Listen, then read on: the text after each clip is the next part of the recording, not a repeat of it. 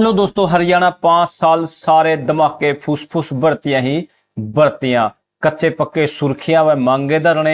वेतन आयोग, जी हां दोस्तों, जो नया वेतन आयोग लागू होना है उस पर नई सैलरी पर क्या प्रभाव पड़ेगा, नई सैलरी कितनी होगी। आज है 29 अक्टूबर 2025। कच्चे कर्मचारी की 4 प्रमुख मांगे व नियमितीकरण। फटाफट से चैनल को सब्सक्राइब कर लीजिए।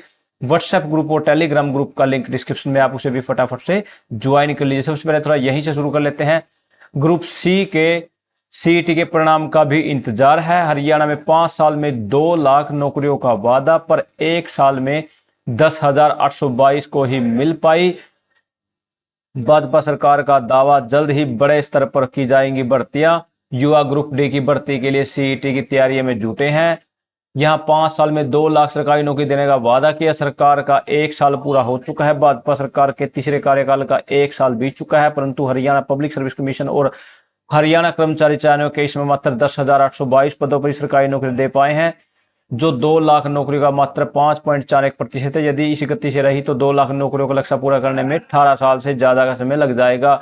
ग्रुप सी की सीईटी हो चुका है, जल्द परिणाम जारी करेंगे और एक भर्ती होगी। एचएससी की ओर से 1 साल में जितनी भर्तियां निकाली है उनमें कोई फाइनल परिणाम तक नहीं पहुंची, यानी नई भर्ती में किसी को ज्वाइनिंग नहीं मिली।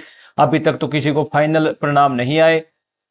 उनमें सभी 1 साल में पहले ही भर्तियों की के हैं। बता दें कि सीएम की शपथ से पहले 24,000 युवाओं को नियुक्ति पत्र दिए गए थे, लेकिन यहां पर एचएससी ग्रुप सी और ग्रुप डी की भर्तियों करने वाले हरियाणा कर्मचारी चयन आयोग के खाते में भर्तियों में संख्या 750 है और यहां इसके तहत ग्रुप सी के 7500 पदों पर भर्ती हुई है। यह नियुक्ति 2022 में हुई सीईटी के अनुसार की गई थी। उसके अलावा करीब 250 स्पोर्ट्स पर्सन नियुक्ति की गई है। एचपीएससी 3072 पदों की विभिन्न भर्तियां पूरी की गई हैं, लेकिन सरकार के पिछले साल में शपथ के दिन से अब तक 1436 पदों की 39 भर्तियां निकाली हैं। यहां ग्रुप सी के सीईटी के परिणाम का 13 लाख युवाओं को इंतजार। 11 साल में 1.8 लाख नौकरियां दी। तीसरे कार्यकाल में 2 लाख का नौकरियों का वादा है और एक वैकेंसी आई थी जिसके अंदर 10 नंबर मार्क्स देने, 10 मार्क्स नॉन जॉब और सोशो इकोनॉमिक क्राइटेरिया वाले अभी कोर्ट में विचाराधीन है। कहीं ना कहीं उन बेरोजगारों के साथ एक बद्दा मजाक था जिनके परिवार में जॉब थी, लेकिन उनको 10 मार्क्स नहीं दिए गए थे, जिनकी वजह से आज भी वो भटकते फिर रहे हैं। पिछले 3 साल से 4 साल से अभी भी रिवाइज रिजल्ट नहीं जारी किया गया है, ऐसा उन सभी का कहना है।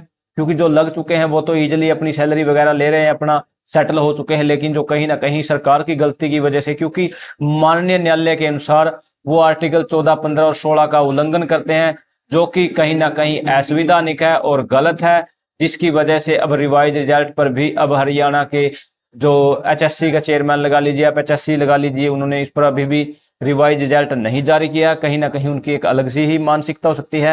यहाँ इनको भी देख लेते हैं। आरोही स्कूलों के शिक्षकों की नियमितीकरण मांगे, 2011 के वादे और 2023 की मंजूरी, पर आज भी आदेश का इंतजार। आरोही मॉडल स्कूल स्टाफ एसोसिएशन के राज्य अध्यक्ष मनोज कुमार ने मुख्यमंत्री से तत्काल हस्तक्षेप की अपील। 2023 की महासभा में मिला ऐतिहासिक मंजूरी, वित्तीय अड़चन नहीं कोई बाधा, 1 दशक का इंतजार का दंश। उसके बाद कर्मचारी की 4 प्रमुख मांगे क्या है वो भी देख लेते हैं। 21 जुलाई 2023 की महासभा में स्वीकृत नियमितीकरण प्रस्ताव पर तुरंत आदेश जारी किए जाएं। नियमितीकरण के बाद भी सभी कर्मचारियों को 7वें वेतन आयोग का पूरा वेतनमान भत्ते दिए जाएं। महिला शिक्षिकाओं को बच्चे के देखभाल के लिए छुट्टियां दी जाए। सीसीएल सहित सभी वैधानिक लाभ प्रदान किए जाएं। शिक्षा विभाग के तहत एक पारदर्शी स्थानांतरण नीति लागू की जाए। यहाँ पर 2018-19 में शुरू हुई थी प्रक्रिया, फिर ठंडे बस्ते में चली गई और यहाँ पर 2011 के बायलॉज में था स्पष्ट वादा। और यहाँ पर देख लेते हैं सवेरा न्यूज में आज 28 अक्टूबर, आज 29 अक्टूबर है। यहाँ ये देखिए दोस्तों, कोई वित्तीय वादा नहीं है। अब इनको भी देख लेते हैं। बड़ा फैसला, घोषणा के 9 माह बाद आयोग के नियम शर्तें मंजूर। खुशखबरी, 18 माह में आएगी 8वें वेतन आयोग की सिफारिशें। 1 जनवरी 2026 से लागू होगी सिफारिशें। वेतन बढ़ने का भुगतान 2027 अंत तक संभव। यहाँ पर क्या क्या सैलरी कैसे कैसे बढ़ेगी ये देख लेते हैं। सब नीचे आते हैं। पिछले 2 वेतन आयोग से समझे, इस बार कर्मियों को क्या उम्मीदें हैं। 6ठा वेतन आयोग, 7वां वेतन आयोग, 8वां वेतन आयोग। न्यूनतम बेसिक पे 7,000 थी, फिर 18,000 हो गई, फिर 41,000 से 51,000 प्लस हो गई। यहाँ फिटमेंट फैक्टर हो गए 1.86 से 2.57, यहाँ 2.28 अनुमानित। वेतन वृद्धि पहले 40%, अब 14 से 20%, 20 से 35 और 37%। महंगाई भत्ते 22, 53 और 0 अभी तक। न्यूनतम पेंशन 3500 से 9000, यहाँ 25,700 भत्ते। HRA TA में संशोधन, HRA plus TA, HRA TA संशोधन, नई सुविधाएं।